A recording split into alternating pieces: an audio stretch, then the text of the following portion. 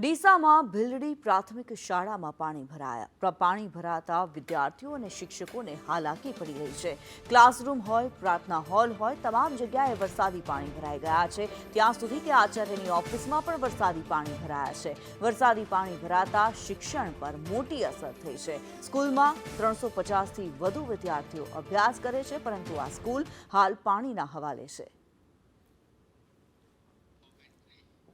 આ એક્સક્લુઝિવ દ્રશ્યો અત્યારે અમે આપને બતાવી રહ્યા છીએ। ડીસાના આ દ્રશ્યો છે, ભીલડીના આ દ્રશ્યો કે જ્યાં શાળા આખી પાણીમાં ગરકાવ થયેલી જોવા મળી રહી છે। ક્લાસરૂમ હોય કે પ્રાર્થના હોલ હોય, તમામ જગ્યાએ અત્યારે પાણી જ પાણી જોવા મળી રહ્યું છે। લગભગ 350 જેટલા વિદ્યાર્થીઓ આ શાળાની અંદર અભ્યાસ કરે છે, પરંતુ અત્યારે અભ્યાસ કાર્ય કરાવવું પણ ખૂબ જ મુશ્કેલ છે। સૌથી મોટી સમસ્યા એ છે કે બાળકોને બેસાડવા ક્યાં, જ્યાં ચારે તરફ પાણી જ પાણી જોવા મળી રહ્યું છે, ત્યાં અત્યારે આ શાળા ચાલુ પણ કેવી રીતે કરવી તે સૌથી મોટો સવાલ છે। ભીલડી પ્રાથમિક શાળાના દ્રશ્યો અમે આપને બતાવી રહ્યા છીએ।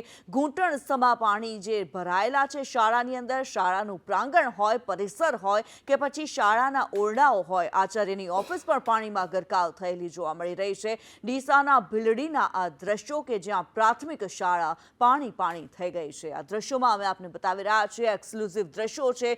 ગ્રાઉન્ડ ઝીરો પરના આ દ્રશ્યો અત્યારે અમે આપને બતાવી રહ્યા છે। જમીન પર જે અત્યારે પાણી ભરાયેલા જોવા મળી રહ્યા છે, શાળાની અંદર પાણી છે। ભીલડીના અનેક વિસ્તારોની અંદર અત્યારે પાણી ભરાયેલા છે, ત્યારે શિક્ષણ ઉપર સૌથી વધારે અસર થઈ રહી છે। બાળકોને શાળામાં અભ્યાસ કરાવી શકાય તેવી પણ સ્થિતિ અત્યારે નથી જોવા મળી રહી। જુઓ તો આજે વરસાદી પાણી ભરાઈ જવાથી સ્કૂલનું કાર્ય તમામ બંધ છે, અને સરકારશ્રીને નમ્ર વિનંતી કરું છું કે વારંવાર ભલામણ કરવા છતાં અહીંયા કંઈક ને કંઈક ખોટ પડતી હોય એવું લાગી રહ્યું છે। પણ બાળકોના હિત સામે જોઈ અને તાત્કાલિક આનો નિર્ણય લેવામાં આવે એવું ભૂપેન્દ્ર પટેલ સુધી આ વિડીયો પહોંચતો થાય એવી મારી ઉગ્ર માંગ છે, અને ગામના લોકોની પણ ઉગ્ર માંગ છે।